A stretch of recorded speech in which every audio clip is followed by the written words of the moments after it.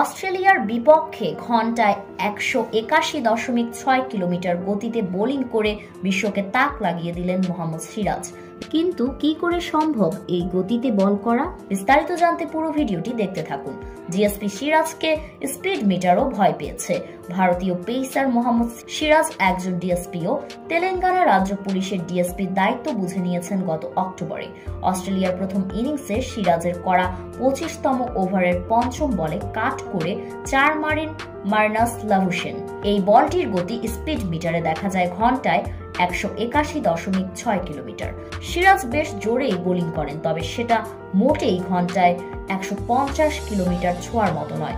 140 kilometre আশেপাশেই bowling করেন, আর কোথায় 181। আর তাই তো মজা করে অনেকেই সামাজিক যোগাযোগ মাধ্যমে লিখেছেন ডিএসপি সিরাজকে স্পিড মিটারও ভয় পেয়েছে। আসলে সেটা প্রযুক্তিগত ভুল।